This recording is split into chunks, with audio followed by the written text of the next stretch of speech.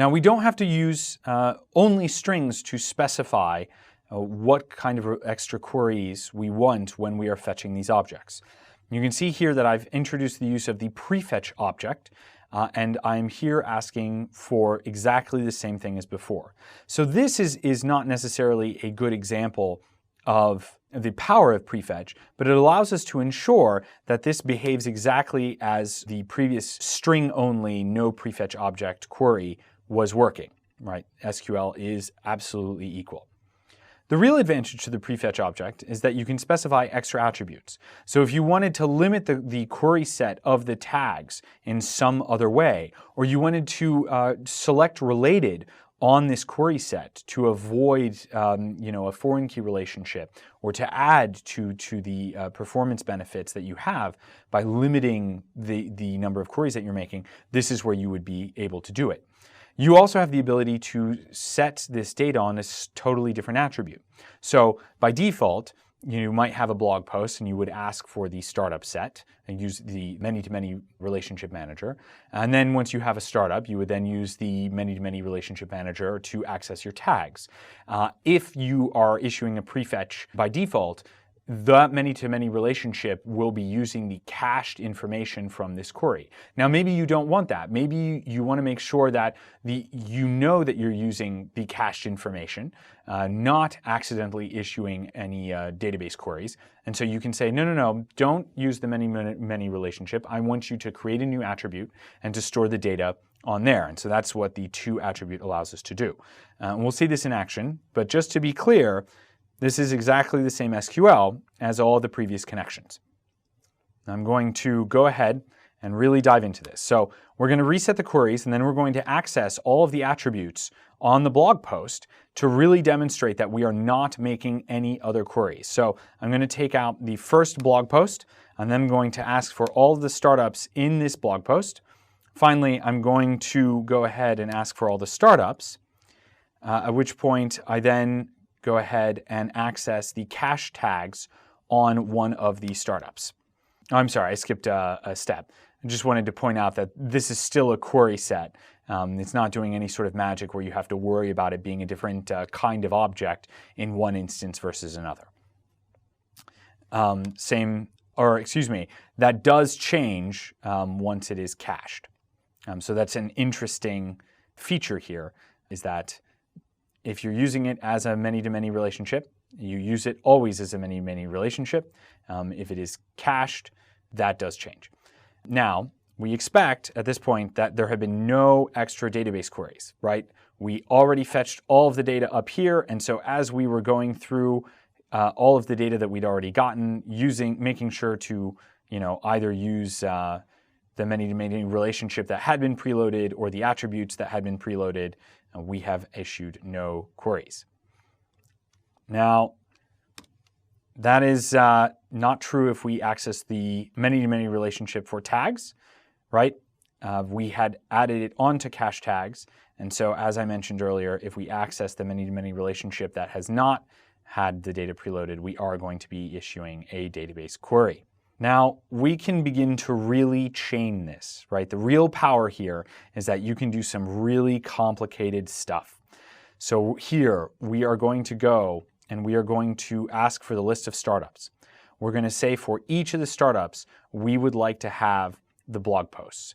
Now, I'm demonstrating again the query set here because in the event that any of the blog posts, let's say, had an author attached to it, well, you would then be able to use select related here to go and fetch the foreign key to the author that wrote that blog post.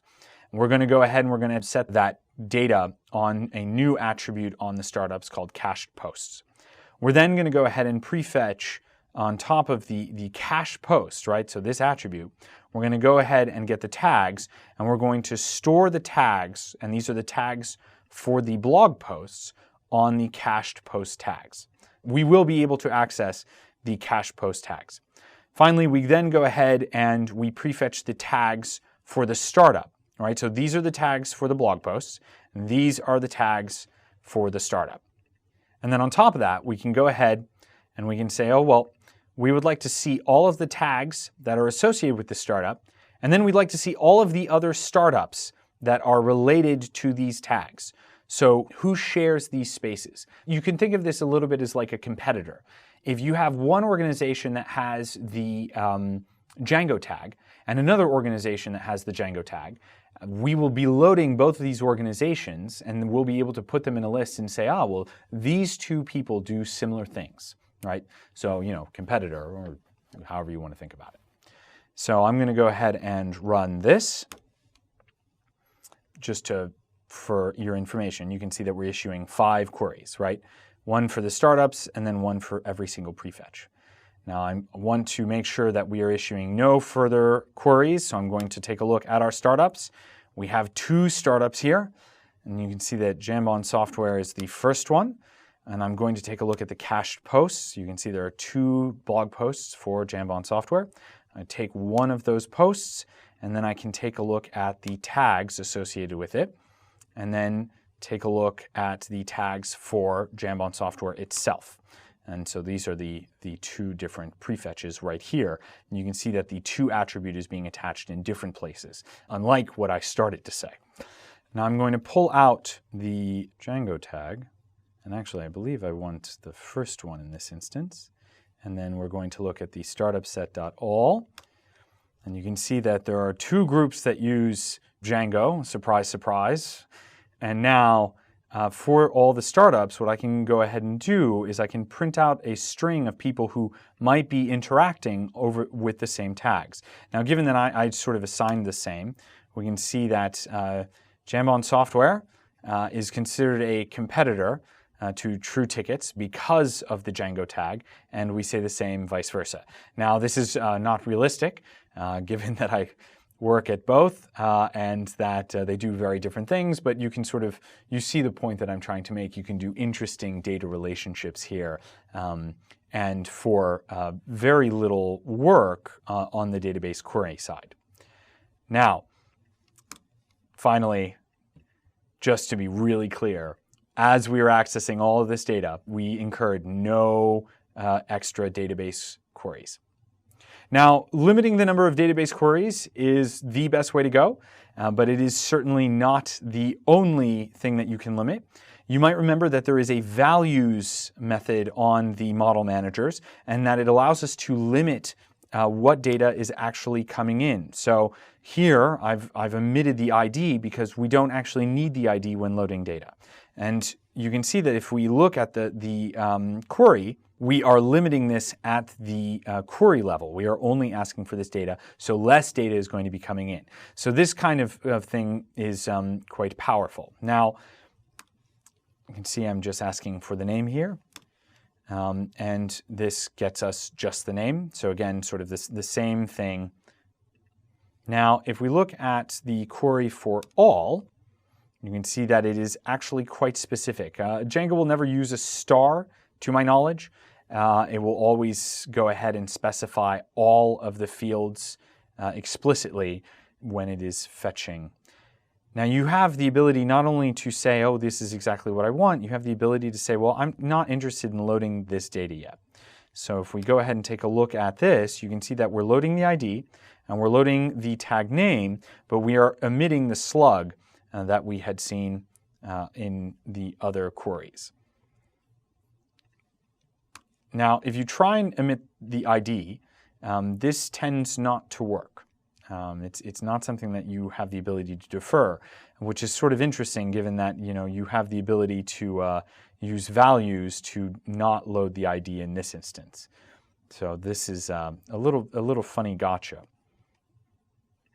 Finally, this is mainly because of the way Django treats the auto field and the implicit fields. You can see that if we try and defer the shortcut public key, which I believe is actually an attribute that routes to ID depending on how your model is set up, you'll see that we are told that there is no field PK, and sure enough, that's because there is no field PK. This is generally just a shortcut on your model. Now, you can do the opposite. You can go ahead and you can load the name, and you will only get the name. One of the distinctions here that I'm not drawing explicitly, but I want to sort of spend a moment on, is that when we load these values, you can see that we are getting a query set back, but we are not getting tag objects back, right? These are dictionaries of value. Whereas when we do the only, let me get rid of the query here, and then I'm going to list this instead. What we are getting back are actual tag objects. So that's the key difference between values list and then only and defer. Now, you can see that defer is, in fact, a reflection of only, right? So here I'm saying, I don't want to load the slug, and here I'm saying, well, I'd like to load only the name, and it's going to go ahead and be exactly the same information, and both will include the ID, again, because we are loading the tag object and because you cannot defer that information. Now, one of the key things is that you cannot combine only and defer and values. Now, they work in fairly different ways. And so here you can see I'm trying to use only name. And then I say, oh, yes, well, give me the values. You can see that the slug is still being loaded, right? These do not play well together. In particular, if you do it the other way around, you'll get a type error. I know this is a lot all in one go. There's a lot here on database optimization. The final piece of the puzzle is simply to show you how we can use everything that we've just learned. This is really the meat of it. The notebook is where we spent all of our time because it's more important to understand what's going on. The changes in the code are really straightforward once you understand how prefetch related works. But just to see a single example before we're done, I want to draw us back to the terminal. You can see that in Vim, I've loaded blog views, and I've come all the way down to post list. Now, previously, post list had defined the model instance variable and had set post on it. I've gotten rid of model, and I've instead set query set. And you can see how this works by going to ccbv.co.uk and looking at how the list view operates with it.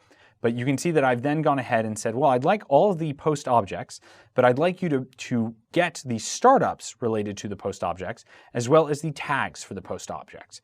Now, this allows us to come back to the browser. And what I'm going to do, remember, we started with 9 queries. And if the server has properly reloaded, and I then reload this page, you can see now that I brought it down to 3 queries. And that will be 3 queries for this entire page, right? This is not like 2 queries for the page and then an extra query for each and every blog post.